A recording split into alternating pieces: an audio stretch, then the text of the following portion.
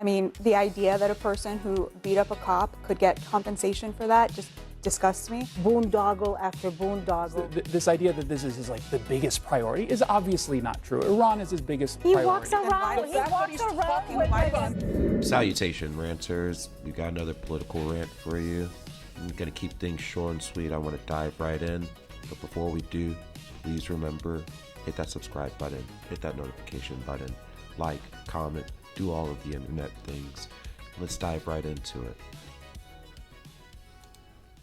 Out of their immigration package, they're also threatening to kill his nearly $1.8 billion slush fund for his allies, and for good.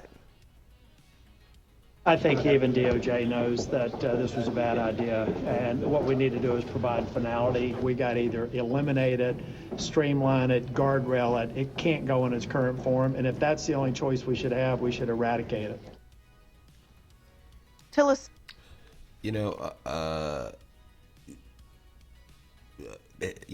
Big up, kudos, whatever, to, the Republican senators that actually spoke up about that $1.8 billion slush fund that Trump wanted to create for all of the traitors, the January 6th traitors who lost. If they were traitors and had won, this would be a completely different conversation. But what happens with people who lose? They normally just go away. Says that he plans to introduce an amendment that would permanently shut down the fund by tying it to that massive immigration bill. But the president continues to fight for the fund, and he refuses to let the issue go. Is the $1.8 billion DOJ fund dead, or is it on hold? It's, I'd have to ask the lawyers, I don't know. The weaponization fund, as far as I'm concerned, was a beautiful thing. It was something I didn't make it, but I heard that. I thought that was the greatest thing. It was actually a disgusting thing. Absolutely disgusting, despicable thing. To think that you would make available traitors, treason. This is what they committed. On those days, those people were anti-American. They were the complete opposite of American. And to think that there was going to be a $1.8 billion fund for these people for wrongful, persecution or whatever, it's absolutely absurd. Absolutely absurd. So, it sounds as though, but you never know with this man. He might make it happen. He might not even care what Congress says, quite frankly, and does whatever he wants to do some other different way. So, and then it's 1.8 billion. I think a lot of people are starting to, I've been hearing kind of in the zeitgeist recently, a lot of people are starting to come around to just how much money $1 billion is. And it's disgusting. So, I'm happy that at least right now it seems like they're paused. So not only is he vigorously defending this weaponization fund, but I just also want to remind people that even though DOJ has said they are not moving forward with it, they refuse to actually put that in writing, which is why Republicans are pushing back and saying we might have to do something about that. I'm so glad to see this. I'm so glad to see them tank the weaponization fund, which was so gross. I mean, the idea that a person who beat up a cop could get compensation for that just disgusts me. And I'm so glad to see them not funding the ballroom. Like, as we said before, Americans are hurting. It's not the time to be doing these kinds of projects and asking the American taxpayer to pay for it. So good on the Republicans for saying, look. Gas is currently $5.50 in Chicago. Just saying. Look, this stuff is not consistent with our values right now. Let me play, actually, on the ballroom, let me just play what Scott Bessent said about the ballroom when he was questioned today.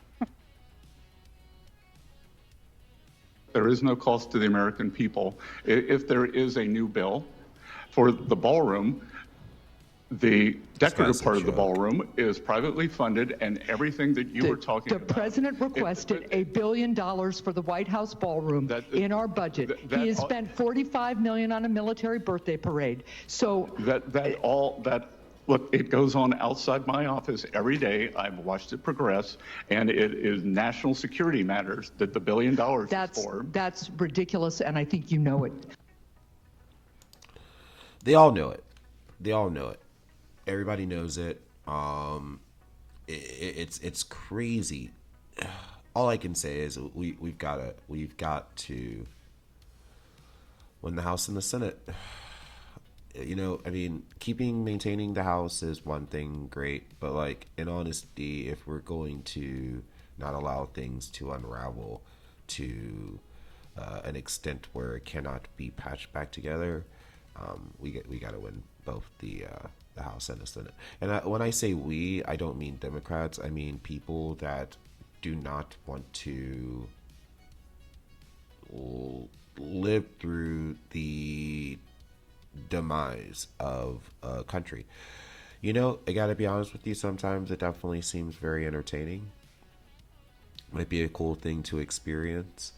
But I think it's just me getting old.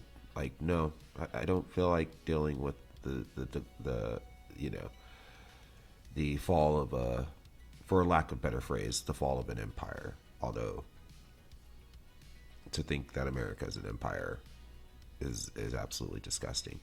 But also, I'm a black American, so, you know.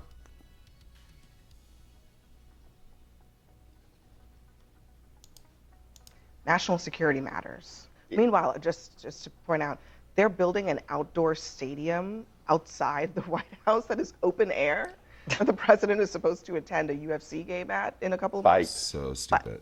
Fight, excuse me. You were about to just get roasted on that. I would never roast you. I mean, I think that in your read, I think that it highlighted the fundamental problem and disconnect with Donald Trump and the rest of the American public at whole, and MAGA and the rest of the American public. You outlined his priorities. And right now his priorities are the little water thing in front of the Washington Monument. Reflecting pool. The reflecting pool or whatever. And then his other priority is a ballroom, and then his other priority is a slush fund. Don't forget the arch. Oh, and the arch, and then you have the UFC stadium he's building. Like, none of that drives down prices. No. None of that keeps Iran from getting a nuclear weapon. Once again, gas prices are $5.50 in Chicago. There was never an imminent threat of Iran getting a nuclear weapon. And even if they did, let them have a nuclear weapon. I mean, if we have nuclear weapons, why can't other people have nuclear weapons? We're just as, if not more dangerous than other places. So none of that is actually the eye on the ball of what you want the President of the United States to be doing. And for people who say you didn't vote for this, yes, you did. You knew this man had no leadership capability whatsoever when you elected him again. From the jump. And this is what you get. You get his top 5 priorities as he sits here today. He had a whole diagram up with the little swimming pool in the front yard. And nothing that he does can actually improve the quality of life for most average Americans. Those are his top 5 priorities. Yeah, but it's been an astounding level of tone deafness, week after week, event after event, boondoggle after boondoggle, as the American people are having such a hard time making ends meet. It's just, you know, it's the... What the hell is a boondoggle? I've never heard that word before. Let me know the definition in the comments. The convergence of the two things. The frivolity that's going on, and just the frivolity. F-R-I-V-O-I. I know, I can't use it. Come on. The let them eat cake attitude going on frivolous projects on this side, on the White House side, on the Trump side, the grift, the family enrichment. It's one thing after another, the $40 million documentary by Melania. Jason, you're shaking your head. Why are you while shaking? people can't pay for gas. Why are you shaking your head? Because it's an exaggerated reaction to this. This idea that this is like the biggest priority is obviously not true. Iran is his biggest priority. He walks around with Hold on. Okay, wait, hold on. Let me ask you a question, though. Because he called that Oval Office impromptu press conference today, and can you tell me why he did? Well, he talked to a bunch of reporters. Something that is kind of important. What was the subject? Top issue on his mind that caused him to bring the swimming pool. This is the idea. Yeah, eyebrows. Yeah, you have absolutely no idea what you're talking about, and it's crazy to see how these people pinpoint on certain parts of a conversation, and that's what they drill into, because they have no foundation for substantial contributions to the conversation. Of course, those things are his priority. Of course, the war is not his priority. The way that we can tell is by looking at him and listening to him. This is the It was top. because he Hold on, wanted to Abby. show Do you the believe- reporters a chart that, by the way, he had shown them before of the size of the reflecting pool compared to skyscrapers. Yes, I'm Why? not moved by the fact mean, that the I'm guy sorry, who's but- interested and obsessed with real estate and projects is actually talking about this. This idea, So however, you acknowledge that he's obsessed with real estate and projects. I think that is Because clearly that something that is- he's interested in. I'm not arguing that he's not interested in this. I am, however, arguing He said that it's not obsessed. his top priority. That is the kind of exaggerated reaction that I do think ends up dismissing legitimate concerns that you raise, specifically on Going back Iran. to legitimate You can talk about something without it being your number one priority. Fair. We have to acknowledge that. I will say, Nope. going back to legitimate concerns then, I do want to touch on something that Bhatia mentioned, which was the January 6th $1.8 billion slush fund, and how we know that if that does end up happening, that money could potentially go to January 6th rioters. And that is something that I have been encouraged to see Republicans actually finding their backbone and pushing back on and saying, no, we don't want to see this slush fund happen. And It's dead. But he says it's not. No, he And didn't. No, said he did not say he it's not said dead. Today, He just literally didn't use the words. He "It said, is dead." he said, I love said it. That it He was talked killed all by about the January courts. 6th and how his crowd sizes and how it was a day of He love said it and was killed by the celebration. courts. Said it was killed by the courts. When have the courts ever stopped the president from doing anything? This guy, eyebrows, is absurd. And Yeah, Todd friendship, Blanche said it that was that was- people were that's- crying. But that was No, but his he's gonna do acknowledgement that it everything in is his dead. power to make it happen because he I'm not- does It's not want to gonna see happen. his. But He we does know want it's to not I'm see. not going to trying happen. to, I don't need a Ouija board to try to figure out what Trump means or what he doesn't mean.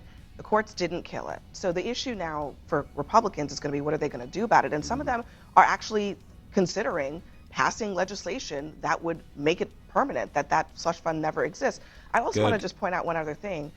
The Bill Pulte thing at DNI, choosing the director of national intelligence who has zero qualifications, that seems to be like the next frontier for where Republicans are going to really start to lose it on this administration in terms of the pushback. He has one qualification, which is blind loyalty. So I know that so that's exactly what Trump wants, though, in that role. He doesn't care about national security credentials, doesn't care that the guy doesn't have any experience in intelligence, has never had a security clearance, no geopolitical connections as far as I know. But that is the one thing that he wants. And he wants someone in that role to go after his perceived political enemies. We saw him do it with Tulsi Gabbard as well. And obviously now she is left. And so he wants to fill that vacancy with someone who will be willing to carry those things out. The very practical political problem goes back to something that Abby said earlier, which is that you now have Cornyn. You now have Cornyn. You now have Cassidy. You now have Tillis. You have these individuals who kind of have this unbridled sense Well, of... you do have Thune, too, because he's not a fan of Bill Pulte. Well, I mean, actually, that's he's what not I was leaving thinking Congress, about. but he's also not a fan. I have a feeling that Bill Pulte is going to have a rough ride to getting that DNI spot. And it's not just the loyalty, it's the second part that you mentioned, is the vindictiveness. Yeah. He has proven himself to be this, an operative. He's a man-child. He's a man-child. It's as simple as that. He's a man-child, and of course he's going to be super vindictive about things. That's just his style. Just his style. A Trump toady who will not only be loyal, but will use government against Trump's enemies, right? We saw what he did with the housing agencies and Letitia James, and that's why he wants him there. But also remember, this DNI position, it was created after 9/11. Some of these senators that are still there are old and were there when these laws were created, which was, you know, I remember the first DNI officer. It was John Negroponte, an intelligence officer, somebody with impeccable credentials. So I think even for Republicans, it is galling that we would give this DNI position to somebody who is an unqualified, vindictive, you know, Trump bootlicker. And we've seen Trump abuse the system with making them an acting person as well. Next for us, are Democrats putting too much weight in purity tests when it comes to picking candidates? So I mean, that's another great time with Abby, Philip, and a good panel discussion. Yeah, what do you think? How do you feel about what we just witnessed, what we just watched? Let me know in the comments. I definitely am going to try to answer every single comment that I receive.